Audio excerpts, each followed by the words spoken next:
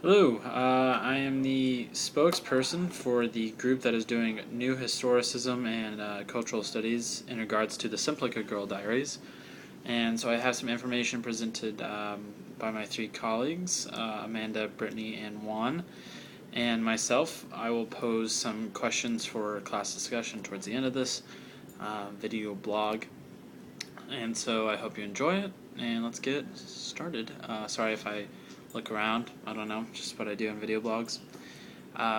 So Amanda is first, and she says, New Historicism has become a blanket term for all critical works that emphasize the history of a text and its setting.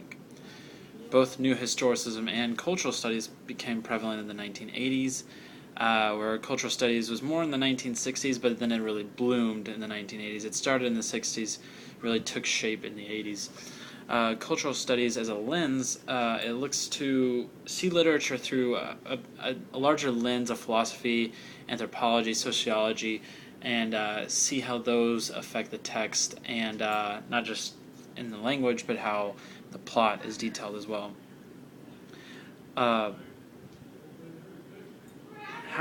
She wants to know, how is the meaning gleaned, found, explained from the Simplica Girl Diaries? I guess she's wanting to see what correlation there is between this lens of New Historicism Cultural Studies that we are supposed to be looking at the Simplica Girls through, how that relates.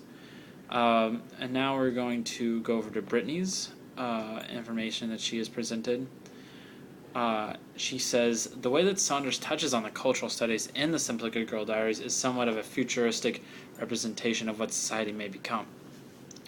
And then she touches on Amanda's section and says that the cultural studies usually analyze low popular mass culture as opposed to analyzing the highbrow culture. So this kind of study is meant to see the lower classes rather than the wealthier classes, the dominating classes.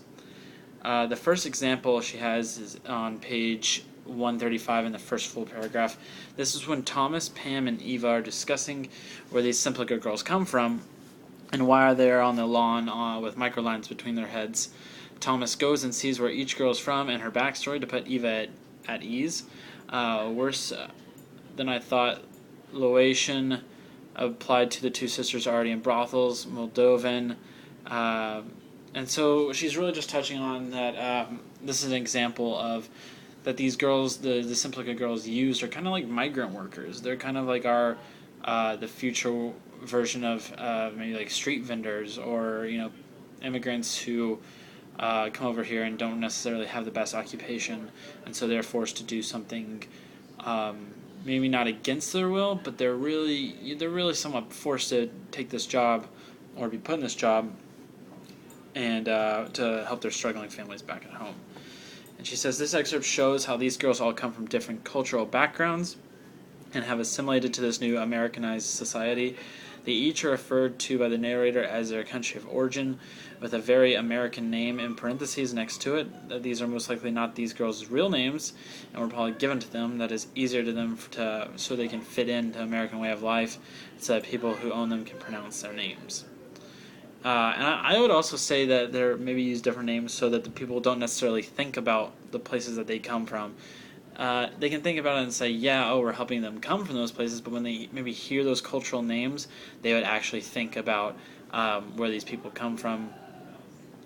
There are many views on the social structure in this work, but it mainly focuses on a hierarchy of people. Amanda says it's based on a class structure where Simplica girls are on the bottom.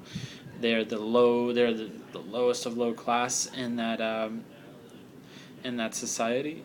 This is followed by people such as a narrator who's kind of middle class, not rich by any means, but not as poor as the Simplica girls. They're mainly to represent the middle class. And then there's the higher class, the friends that they went to the birthday party of, that have the Simplica girls. They have the very large houses. So the story shows all three classes in regards to the cultural studies.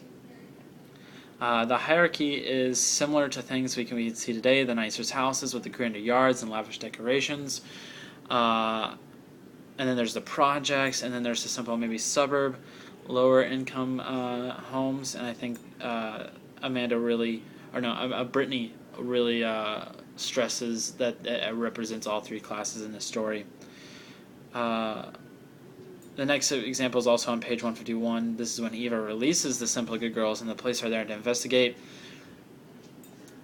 She quotes, "Cop shows me microline, drag mark, and mud near gate. Says it's actually good news with microline still in. Will be easier to locate SGs as microline limits how far they can walk since fleeing in group joined at head by microline. They are thereby forced to take baby steps so one does not get too far behind ahead of others, hence causing yank on microline. Yank that could damage brain of one yanked." Minus the horrible grammar. The police then proceed to tell the narrator that the different activist groups are out there trying to free the Simply Good girls and trying to give them a chance of actually getting opportunities. And then she says, the section as a whole is making a statement on the way that these girls running away is a crime. When they live in America where everyone is supposedly free, the police are going to try to find these girls like they are lost dogs or fugitives instead of letting them go like normal human beings. They also touch on the different activist groups that are being around to save the Simply Good girls, stating that as long as America has been a country, or any country has been a country for that matter, there have been activist groups out there speaking out against what they believe is wrong. And I really think Simply Good girls also is a way to metaphor. It seems like a slave trade again. These girls are bought and paid for by families to be decorations instead of workers, and it's really like a futuristic slave trade. And now we are going to move to Juan's discussion. Let me bring that up. Sorry, I'm going to need to move my phone so I can see this.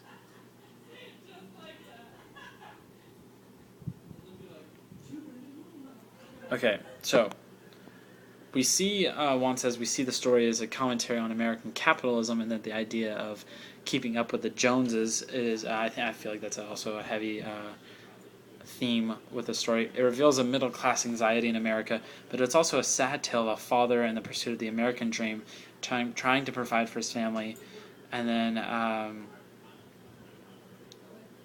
that it really is a struggle of two different classes, and that he's really trying to make his family happy, and he's not necessarily going about it the right way. In the Simply Good Girl Diaries, a naive but likable father of 3 makes a commitment to write in a diary every day to show the future generations what life was like in his time, though his observations are at first limited to mundane explanations of his family money problems. Saunders shows off his satirical humor in the narrator's delusional assumptions that his simple shorthand observations will survive throughout the generations, as well as though the narrator's complete obliviousness to what the future may entail. The narrator lives in a world not unlike our own, but for one difference, the rich hang immigrant women in their front yards as a symbol of wealth. This is pretty much just a basic summary of the story, and as the story progresses, the narrator's concern with money and status progresses in dangerous levels, and when the family finally runs into enough money to buy the Simply Good girls on their own, their troubles only get worse. This is really, it's like a literary article, pretty much detailing what we've been talking about this whole time. So my questions for the class to kick off the discussion are, which characters were the most critical to convey the class struggle within the culture? Because, I think Brittany hinted at that they have Simply Good girls, the narrator is the middle class, and then they have their friends as the higher class. So which character do you think was most critical to really convey that class struggle? And then did the author mean to highlight the differences between middle class and upper class, or were there also other issues that he wanted to bring to light, maybe the struggles of migrant workers and maybe modern-day slave trade? And then also, my last question, what current political conversation does this story highlight? Does it highlight human trafficking? Does it highlight immigration? Does it highlight class warfare almost? So those are my 3 questions. I hope you like this video blog. I know it's a lot of me talking, but we definitely had input from Amanda, Brittany, and Juan as well. So thank you, and have a good day.